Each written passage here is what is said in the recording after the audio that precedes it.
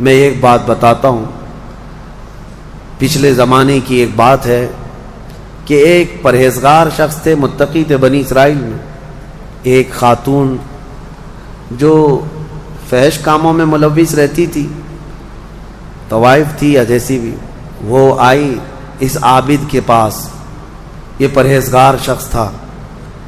یہ جب آئی تو کہا کہ رات گزارنے کے لیے میرے پاس کوئی ٹھکانہ نہیں ہے، باہر ٹھنڈی اور بارش ہے، مجھے تھوڑی سی جگہ دے دو۔ اس عابد نے رحم کھا کر اپنے گھر میں عورتوں کے رونے پر کبھی شیطان داخل ہو جاتا ہے، مدد کے لیے عورت رونا دھونا جب کرتی ہے تو اچھے اچھوں کا ایمان ختم ہو جاتا ہے۔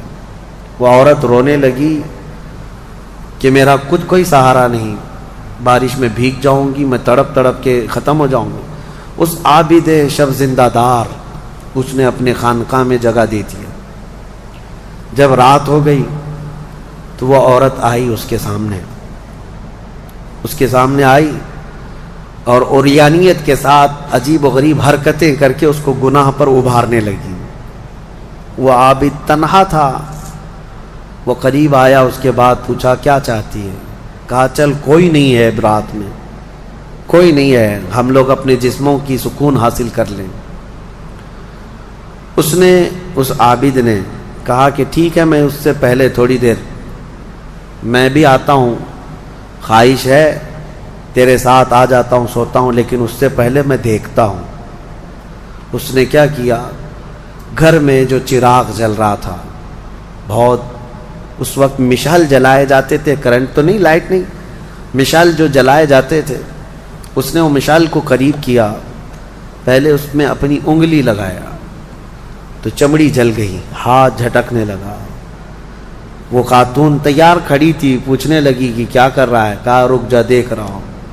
تھوڑی دیر کے بعد دوسری انگلی آگ میں لگایا، چمڑی جل گئی۔ پھر اس کے بعد وہ اسی طرح جلاتا رہا انگلی کو۔ اس خاتون نے پوچھا کہ کیا کر رہے ہو تم؟ اس عابد نے کہا میں دیکھ رہا ہوں، اس آگ کو میں برداشت کر سکتا ہوں تو پھر ٹھیک ہے، میں یہاں مزے بھی کر لوں گا، اس لیے کہ جہنم کی آگ اس سے 70 گنا زیادہ تیز ہے، میں نے سنا ہے۔ دیکھ رہا ہوں کہ یہاں کی آگ میں برداشت کر پاتا ہوں۔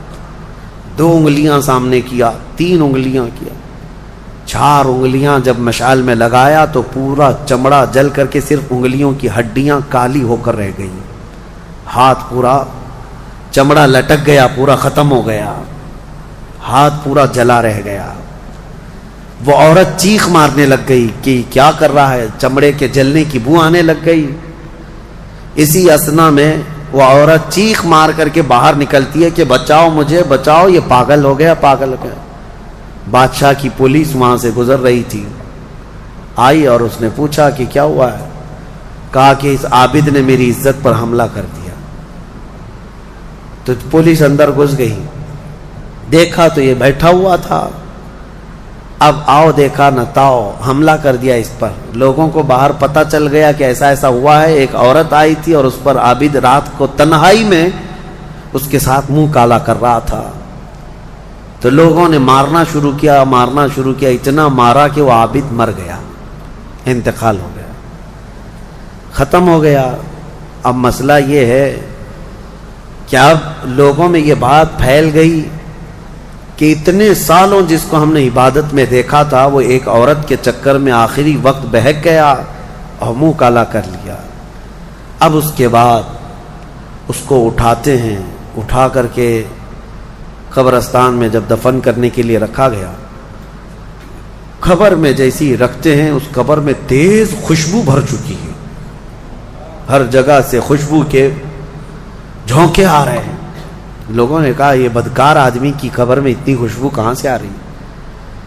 اس کو دفن کر دیا اور یہ بات مشہور ہونے لگ گئی۔ بادشاہ خود بھی آیا، پوچھا یہ کیا مسئلہ کیا ہے؟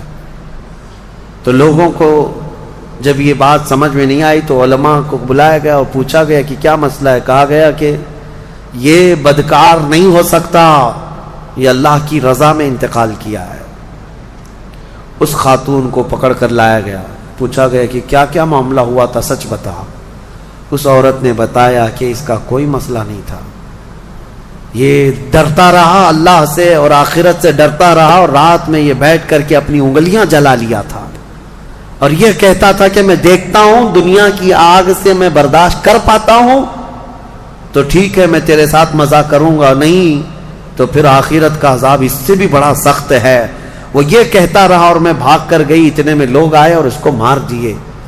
بادشاہ نے پوچھا کہ دیکھو اس کو پھر سے نکالو، نکالا گیا۔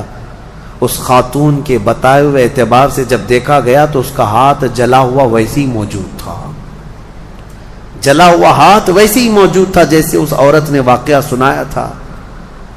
پھر لوگوں نے بہت توبہ کی کہ اس کو مارنے کا کیا گناہ تھا، اس کا جرم تھا، لیکن بہرحال وہ شہید تھا۔ اس حکایت کو نقل کر کے فرماتے ہیں صاحب حکایت کہ یہ وہ لوگ تھے جن کا ہر کام آخرت سے جڑا ہوا تھا، وہ ایک حرکت بھی کچھ ان کو دنیا میں ڈگمگ نہیں کرتی، ان کے پاؤں کو نہیں پھسلا پاتی۔ کیوں؟ وہ ڈرتے اس بات سے تھے کہ آخرت میں کیا ہوگا، آخرت میں کیا ہوگا۔ میرے عزیزو، میں آپ کو بتاؤں زنا کی جو سزا ہم نے بتائی تھی، اس سے قبل بھی میں نے بتایا کوڑے مار دیے جائیں 100 یا سنسار کر دیے جائیں، یہ آخرت میں دی جانے والی سزا کا 100واں حصہ ہے، اس سے 100 گنا زیادہ سزا وہاں پر قیامت میں۔ تو پھر وہ کیسی ہوگی سزا؟ پھر 100 گنا زیادہ سزا کیا ہے؟ اسی لیے فرمایا گیا جہنم کا ہلکا عذاب۔ پوچھا گیا حضور سے سب سے کم عذاب کیا ہوگا؟ سب سے کم کسی کو عذاب دیا جائے گا اگر دوزخ میں تو کیا ہوگا؟ فرمایا گیا کہ اس کو آگ کی جوتیاں پہنائی جائیں گی جس کی گرمی سے اس کا بھیجا پک کر کے ابل رہا ہوگا۔ یہ سب سے ہلکا عذاب ہے دوزخ کا۔ پھر جہاں اللہ نے عذاب علیم کہا، عذاب عظیم کہا، عذاب مہین کہا، دردناک عذاب، بڑا عذاب، ذلت والا عذاب، تو پھر وہ کیسا ہوگا؟ بہرحال خلاصہ کلام میرا یہ ہے، آج ہم نے تلاوت میں یہی پایا کہ اے لوگو تم آخرت کے تصور پہ جیتے رہو، دنیا فانی ہے، دنیا فانی ہے، حساب کا ایک دن آئے گا۔ فَمَن يَعْمَلْ مِثْقَالَ ذَرَّةٍ خَيْرًا يَرَهُ وَمَن يَعْمَلْ